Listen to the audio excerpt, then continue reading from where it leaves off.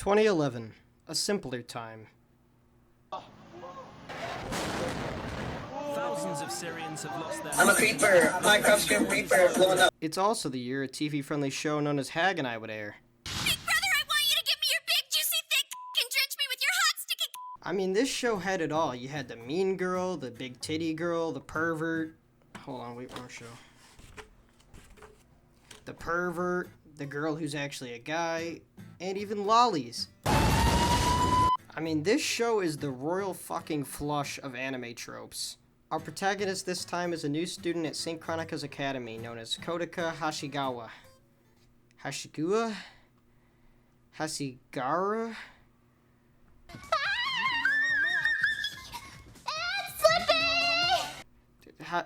Hashigawa. I don't know. Kodaka's in his second year, and he lives alone with his younger sister Kobuto. I know what you're thinking. It's not this. Kobuto is an absolute angel. You have nothing to fear. I think. Come on, there's no way your little sister could be this cute. Anyways, Kodaka is thought to be a hoodlum by his classmates thanks to his shitty blonde hair and horrible charisma stats. Kodaka meets a girl named Yozura, and the two of them form a club to make friends together. Also, their teacher is like a 10-year-old None, praise Jesus. Anyways, as you'd expect, making a club for people that don't have friends is, well, a dumpster fire. By the way, the names of these fine ladies are Senna, Maria, Yukimura, and Rika. You better ejaculate faster than the speed of light because What the hell are you talking about? Considering this show was made 10 years ago, you'd probably think it's a bit outdated, and you are very correct. What's happening? Why am I having a hard time figuring this out? Why is it so easy for them? Because they're from the future. Kids these days, they're much more advanced.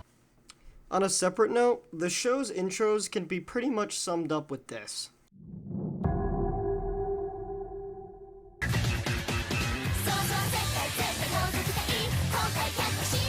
Alright. This is pretty good. And then season 2 is like...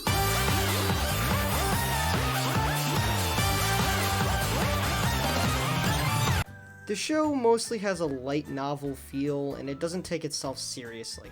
Halfway through season 2, however, the show makes a radical left turn and was able to produce a lot of serious moments that gave me goosebumps. These emotional moments and the character development that went along with it was an unexpected bonus that kept me hooked through the duller moments of the show, and it makes me all the more difficult to accept we will likely never get a season 3. The last episode aired in March of 2013, so don't keep your hopes up. Not to mention it ended on a fucking cliffhanger. You fuckers. You fuckers. You motherfucker, I will rain hellfire upon you! This brings us to the show's weak spots. For starters, the show's resolution is a whopping 266 pixels. The show tragically falls to the cliche of panty shot fan service, and it also has a lot of questionable moments. Excuse Rika for a minute. State of Florida has asked us to disclose our sexual crimes to you. Rika is easily one of the weaker links of the show. Would you like to try sexual intercourse with Rika? I know this. You do? Hentai! Not only do I think that the perversion gag is kind of cheapening her character, but the way that she talks in third person all the time makes it difficult to take her seriously. Although, it is worth saying that in Season 2, her character grows a lot and actually becomes one of my favorites. Ladies and gentlemen, it is time for your favorite show, Sub vs. Dub! Now, I will not lie, I watched the dub version first, and you can tell that it's aged. The characters will sometimes say things like totes and for realsies. It's more like a game of conversational catch. Try this. I totes love you, Hasakawa, like work. You mean that pretentious intellectual normie who pretends he's struggling with love?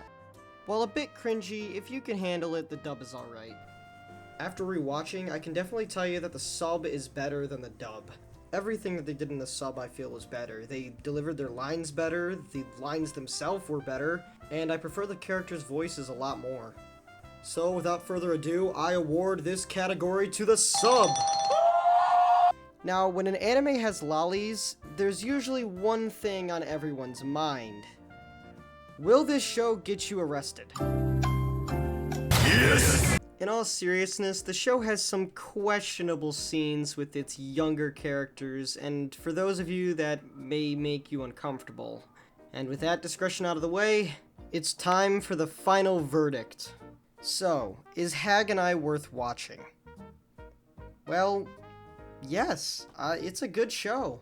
Over 10 years, it's aged like fine wine. It still has a lot of relevance to this day, especially the whole not having friends part. Other than the character development and odd reference or two, the show didn't really exceed my expectations. It's kind of like par. It's right in the middle, it's good, it's decent.